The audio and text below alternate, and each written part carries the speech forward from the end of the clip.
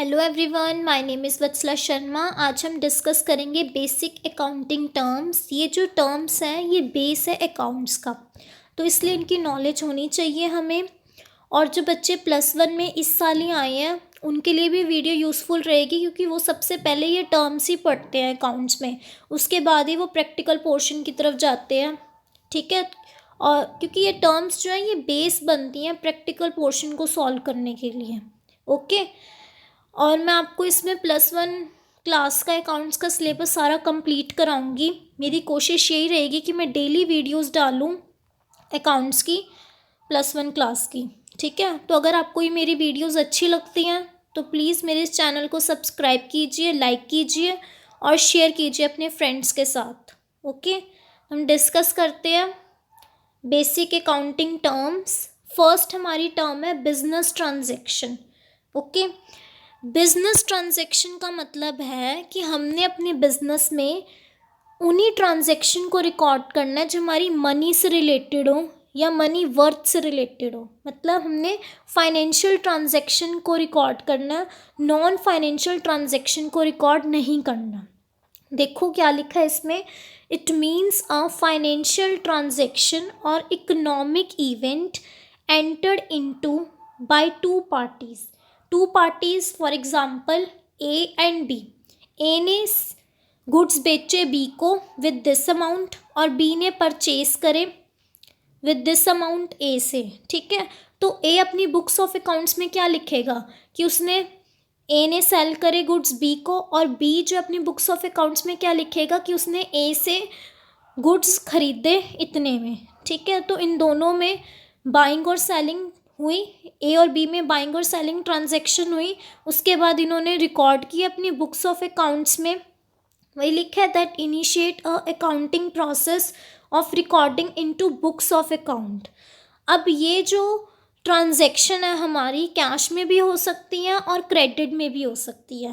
Cash में मतलब कि इमीडिएट पेमेंट कर दी बी ने ए को। ठीक है, और क्रेडिट ट्रांजैक्शन कि बी ने बोल दिया कि मैं आपको पेमेंट थोड़े टाइम बाद दे दूंगा। ठीक है, बी ने बोल दिया मैं आपको थोड़े टाइम बाद पेमेंट दे दूंगा, ए को ये बोल दिया। तो हमारी जो बिजनेस ट्रांजैक्शन है वो हमारी कैश भी हो सकती है और क्रेडिट भी हो सकती है। ठीक है, सेकंड टर्म है हमारी अकाउंट। अकाउंट मतलब जैसे अभी हमने एग्जांपल लिया ए और बी, तो ए जो अपनी बुक्स ऑफ अकाउंट्स में बी का नाम लिखेगा, अपना नाम तो नहीं लिखेगा।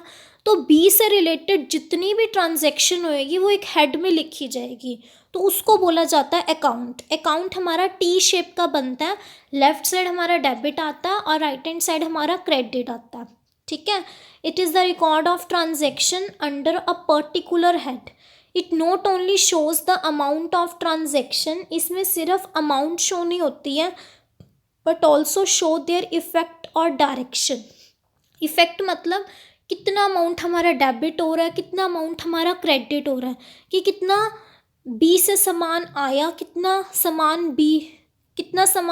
बी से आया और कितना सामान बी को दिया।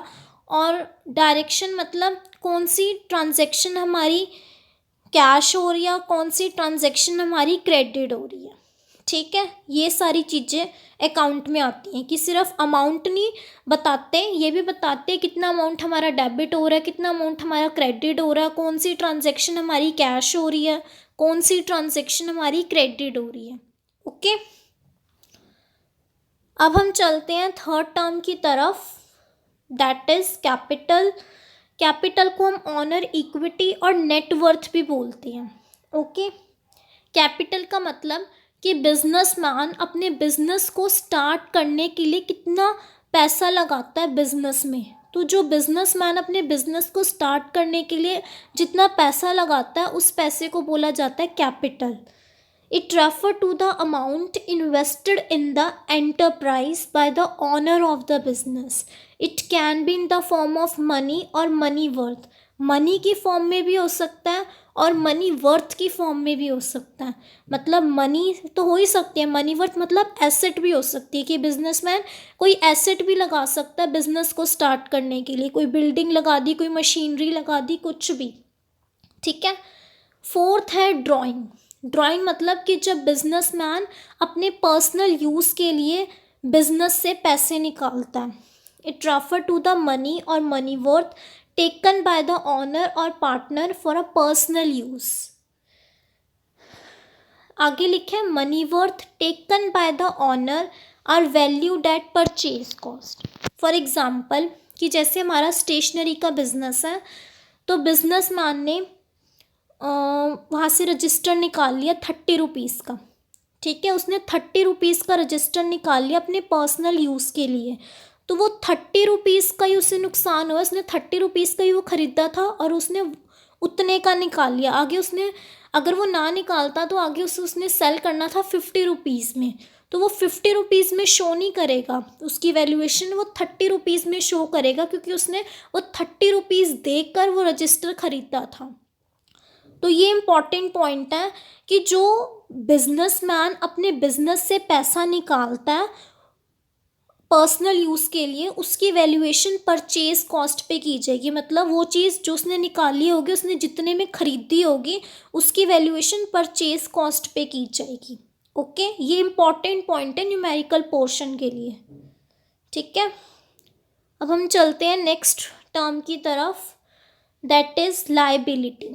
लायबिलिटी मतलब कि बिजनेस की लायबिलिटी बनती है, जिन जिन लोगों से बिजनेस ने पैसा लिया उनको पे करना, वो बिजनेस की लायबिलिटी बनती है, रिस्पॉन्सिबिलिटी बनती है उन्हें पे करने की। It refer to the amount owed payable by the business. अब लायबिलिटी भी ऑनर के टूवर्ड भी हो सकती है और आउटसाइडर के टूवर्ड भी हो सकती है। ऑनर, जैसे अभी मैंने बताया कि अकाउंट्स में सबसे पहले तो अकाउंट्स में बिजनेस और बिजनेसमैन दोनों अलग अलग होते हैं। बिजनेसमैन बिजनेस को पैसा प्रोवाइड करता है, तो ये बिजनेस की रिस्पॉन्सिबिलिटी बनती है कि वो बिजनेसमैन को पैसा वापस करे।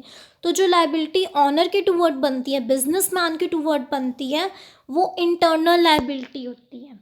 और जो लायबिलिटी आउटसाइडर के टूवर्ड बनती है, वो हमारी एक्सटर्नल लायबिलिटी होती है।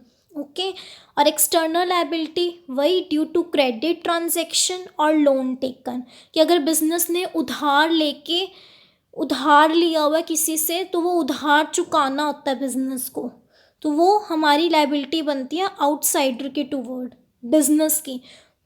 मतलब कि अगर बिजनेस ने कोई रॉ मटेरियल लिया, उसके पैसे अभी नहीं दिए, तो वो पैसे चुकाना बिजनेस की रिस्पॉन्सिबिलिटी बनती है, लायबिलिटी बनती है कि बिजनेस आउटसाइडर्स को पे करे, उस सप्लायर को पे करे। ओके, अब हम चलते हैं नेक्स्ट। अब इनकी क्लासिफिकेशन की गई है इन लायबिलिटीज़ की। फर्स्ट है नॉन करंट लायबिलिटी, सेकंड है current liability. Non current liability कि जिनकी पेमेंट हमें काफ़ी टाइम बाद करनी होती है। They are those liability the amount of which are payable after a period of more than 1 year, जिनकी 1 साल के बाद हमें पेमेंट करनी होती है, वो नॉन करंट लायबिलिटी होती है। इसकी टर्म्स भी हम देख लेते हैं। नॉन करंट मतलब जो भी चल रहा है, नॉन करंट जो भी चीज़ नहीं चल रही है, इसका मतलब जिसकी पेमेंट हमें काफ़ी टाइम बाद करनी है। जैसे हमने लॉन्ग टर्म लोन ले रखा हो, लॉन्ग टर्म लोन नाम से पता चल रहा है काफ़ी समय का लोन है, ये काफ़ी टाइम का हमें लोन मिला, काफ़ी देर के लिए हमें पैसा मिला, तो इसकी पेमेंट भी काफ़ी टाइम बाद ही की जाएगी। ओके, सेकेंड है करंट लायबिलिटी कि जिनकी पेमेंट हमें 1 साल के अंदर अंदर करनी है। करंट जो अभी चल रहा है, ठीक है, जिसकी पेमेंट हमें 1 साल के अंदर अंदर करनी है। They are those liability the amount of which must be payable within 1 year. For example short term loan कि हमने शॉर्ट टर्म के लिए लोन ले रखा हो। क्रेडिट परचेज, क्रेडिटर कि हमने उधार पे कोई सामान ले रखा हो, उसकी पेमेंट हमें 1 साल के अंदर अंदर करनी है। ओके, अब हम चलते हैं next, that is asset. Asset मतलब जो चीज़ें बिजनेस को फ्यूचर में बेनिफिट प्रोवाइड कराएंगी, वो सारी चीज़ें एसेट हैं। लैंड, बिल्डिंग, मशीनरी, फर्नीचर, ये सारी चीज़ें हमारी एसेट हैं। It refer to the property owned by an entity और business. In other words, anything which will enable the firm to get the economic benefit in the future is termed to be an asset. Okay. Example land, building, furniture, simple. अब हम चलते हैं इनकी classification की तरफ,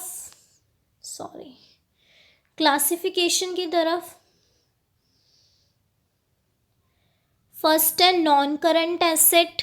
non current asset मतलब वो asset जिनको फर्म ने रीसेल करने के पर्पस से नहीं खरीदा है, मतलब वो एसेट जिनको फर्म ने अपने ऑपरेशंस को चलाने के लिए खरीदा है as an investment. Okay, it refer to those asset which are held by the enterprise not with the purpose of resale but are held either as investment or to facilitate business operation। जैसे fixed asset हो गए, ठीक है। Fixed asset की भी classification होती है। इसके अंदर आते हैं टेंजिबल एसेट और नॉन टेंजिबल एसेट और इनटेंजिबल एसेट। टेंजिबल एसेट जिनको हम टच कर सकते हैं, देख सकते हैं, वो हमारी टेंजिबल एसेट हो गई। इनटेंजिबल एसेट जिनको हम टच नहीं कर सकते लेकिन जिनसे हमें बेनिफिट मिलता है, जैसे गुडविल, पेटेंट, कॉपीराइट, ये सारे हमारे इनटेंजिबल एसेट हो गए। सेकंड क्लासिफिकेशन है हमारी करंट एसेट। करंट एसेट मतलब जिनको हम कैश में 1 साल के अंदर अंदर कन्वर्ट कर सकते हैं। They are those assets which is held by the business with the purpose of converting them into the cash with the short period of time। मतलब जिनको हम फटाफट कैश में कन्वर्ट कर सकते हैं। एक हमारे लिक्विड एसेट भी होते हैं जिनको हम with in a short span of time उनको भी हम कैश में फटाफट कन्वर्ट कर सकते हैं, जैसे बैंक बैलेंस हो गया, वो लिक्विड एसेट हो गई। ओके, चलते हैं नेक्स्ट की तरफ। ये लास्ट टॉपिक है हमारा, लास्ट टर्म है इस लेक्चर की, दैट इज़ फिक्टिशियस एसेट। वैसे तो एग्ज़ाम में बहुत कम पूछे जाते हैं लेकिन फिर भी हमें पता होना चाहिए कि कौन से होते हैं। They are those asset which are neither tangible और इनटेंजिबल एसेट। ये ना ही टेंजिबल एसेट होती हैं और ना ही इनटेंजिबल एसेट होती हैं। They are the losses not written off in the year in which they incurred but in more than 1 year। For example, हमें 1 लाख रुपीज़ का लॉस हो गया 5 सालों के लिए, ठीक है, तो अब हम उसे रिटर्न ऑफ 5 सालों के लिए करेंगे 20,000 20,000 20,000 20,000 20,000, ठीक है। तो ये जो हमें लॉस हुआ है ये हमने एडवर्टीज़मेंट एक्सपेंडिचर किया था 1 लाख रुपीज़ का, ठीक है। एडवर्टीज़मेंट एक्सपेंडिचर वो होता है कि हम एक बार काफ़ी खर्चा कर देते हैं और जिसका बेनिफिट हमें काफ़ी सालों तक मिलता रहता है। तो इसका बेनिफिट हमें आने वाले 5 ईयर्स तक मिलेगा। तो जब जिसका बेनिफिट हमें आने वाले 5 ईयर्स तक मिलेगा तो उसका लॉस भी तो हम आने वाले 5 ईयर्स तक दिखाएंगे, ठीक है। तो यही होते हैं फिक्टिशियस एसेट। तो इनके लॉस भी हम 20,000 करके शो करेंगे। तो ये होते हैं हमारे fictitious asset. Okay, I hope you will like this lecture. अगर आपको लेक्चर अच्छा लगता तो प्लीज़ मेरे इस लेक्चर को सब्सक्राइब